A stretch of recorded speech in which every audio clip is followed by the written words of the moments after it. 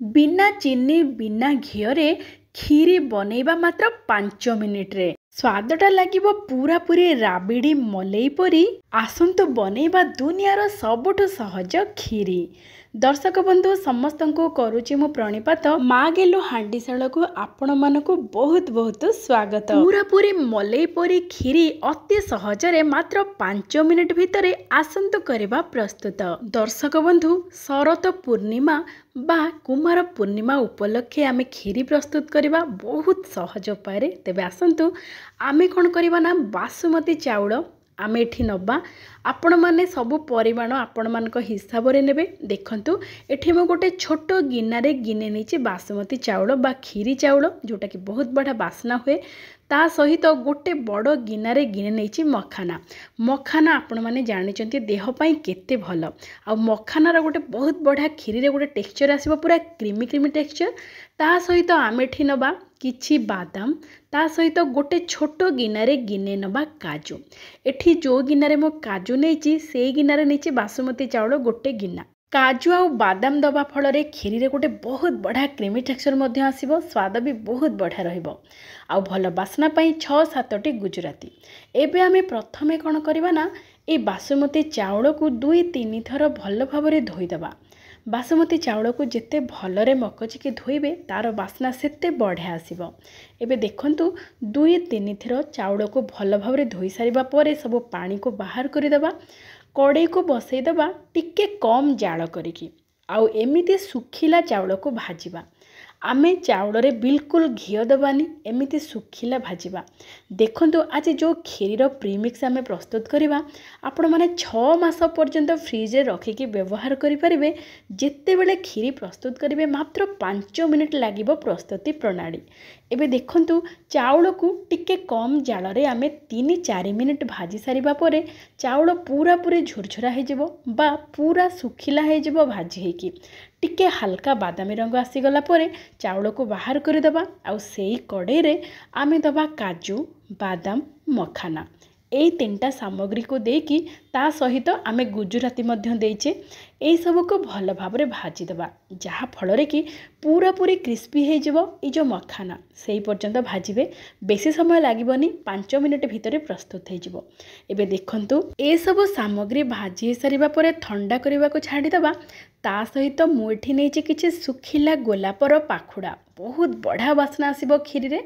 जदि आपन को गोलापर पाखुडा बा गोलापर बासना भल लागेनी ताले आपण माने स्किप करि परिबे। किंतु गोलाप पाखुडा रे खीरी बहुत बढ़िया लागिबो पूरा पूरी बासना युक्त है कि प्रस्तुत हबो। आउ तापरे आमे जेहेतु एथिरे चीनीर व्यवहार करूने आमे एठी नबा मिश्री। आपण माने चाहिले चीनीर व्यवहार करि परंती किंतु आमे खीरी को पूरा पूरी हेल्दी आउ टेस्टी करके प्रस्तुत करबा। सेथि पई मिश्री आमे मिठा जेति कि हमको दरकार सेई अनुसार मिश्री नबा। मो बड़ गिन्नारे गिने नेछि छोट छोट मिश्री खंड। तापरे आमे कोन करबा ना ए सब सामग्री को गुंड करबा। आउ जेते बेले गुंड करिवे पूरा फाइन पाउडर बिल्कुल करिवेनी टिके खदड़ा करिके करिवे। टिके खदड़ा खदड़ा करिके कले खीरी कला बेले तार बहुत बढ़िया टेक्सचर आसीबो बहुत बढ़िया लागिबो खाइबा पई। पूरा पूरी पालिश करिकी बा पूरा पूरी फाइन पाउडर कर देले बिल्कुल भल लागिबोनी। सेथि प्रति निश्चय ध्यान देबे। देखंतु मिश्री को टिके छोट छोट खंड कर देले एमिति गुंड करबा को सुविधा हबो।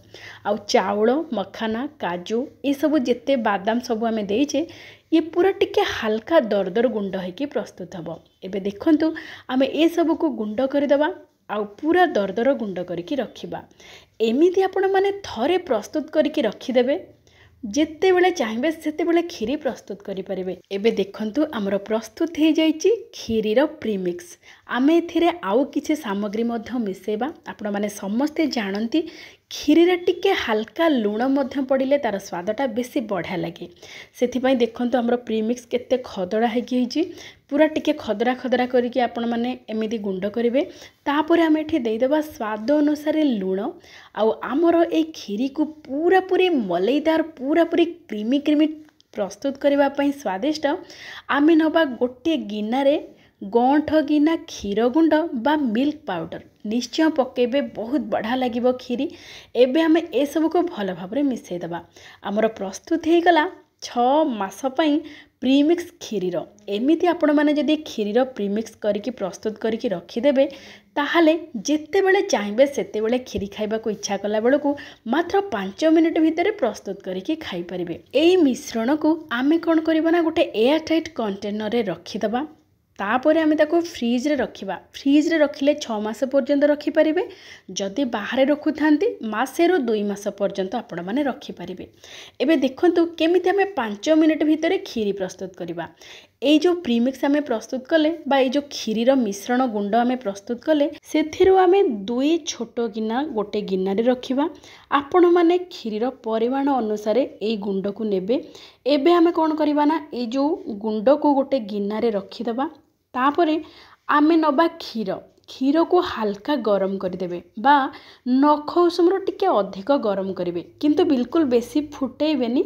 आमे कौन करबा ना ए क्षीर को टिके गरम करिकी ए जो गुंड आमे प्रस्तुत करिचे बा खीरीर प्रीमिक्स प्रस्तुत करिचे सेथिरे आमे दबा देकी 15 मिनिट खंडे घोड़ेकी रखिदबा। एमिति कले कौन हम ना आमे एथिरे जो चाउल को भाजिकी दरदर गुंड करके मिसेचे चाउल भल भाव बतुरी जीव।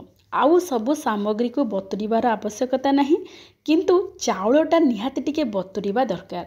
सेथिपई आपण माने गरम क्षीर रे 15 मिनिट पई एमिति जदि छाड़ी देबे गोळे की चाउल बड़ा भाव बतुरी जीव। आ मात्र 5 मिनिट भितर प्रस्तुत हो जीव पूरा पूरी मलईदार राबिड़दार खीरी। एबे देखंतु 15 मिनिट पर पूरा पूरी बतुरी जाइए चाउल आ सब सामग्री मध्य। एठी आमे कड़े रे नबा क्षीर खीरी पाई जेतिकी क्षीरर आवश्यकता आमे सेतिकी नबा। एठी आमे 2 गिना नै जिबा क्षीर को भल भाव टिके फुटई दबा जेमिति क्षीर फुटिबा को लागिबो।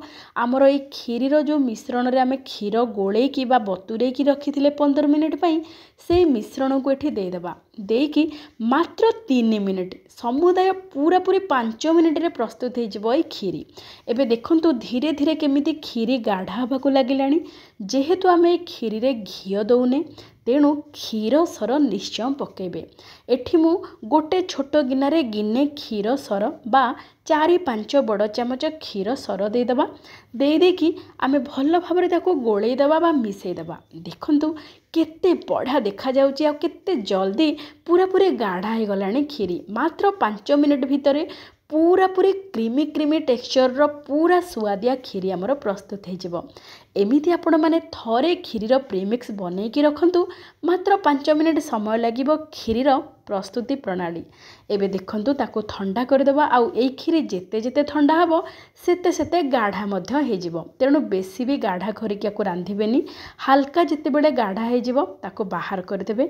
जेहेतु आमे एथिरे काजू बादाम ता सहित क्षीरर सर देइचे आ मखाना मध्य पकेइचे आ क्षीर गुंड मध्य देइचे। ए खीरी पूरा पूरी राबिड़ी परी बा मलई परी पूरा स्वादिष्ट रहिबो। तापरे आमे कौन करबा ना आमे ता ऊपर किछि ड्राई फ्रूट्स को छोट छोट खंड करके दे देबा। जेहेतु आमे शरत पूर्णिमा बा कुमार पूर्णिमा उपलक्षे प्रस्तुत करिचे खीरी। ए खीरी को गोटे पतला सूता कपड़ा रे घोड़े की रखी दबा। तापरे ताको चारिपटो बांधी की जेमिति टंगेइला परे गोटे कर देबा। एमिति कर देले कोन हबो ना आमे ताको छात ऊपर टंगेई की रखिबा जहा फल रे कि राति सारा चंद्रमार आलोक ए खीरी ऊपर पड़िबो।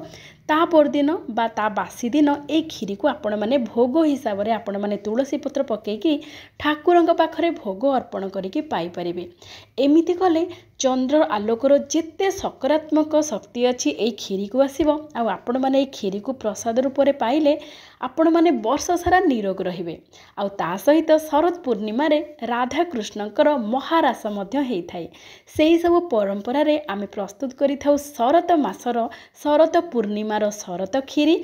ए खीरी को साधारणतः माटी पात्र रे किंबा रूपा पात्र रे रखा जाए आउ धड़ा कपड़ा रे एमिति घोड़े की टंगा जाए। आजिर खीरीर प्रस्तुति प्रणाली आपण मानको केमिति लागिला निश्चय जणैबे।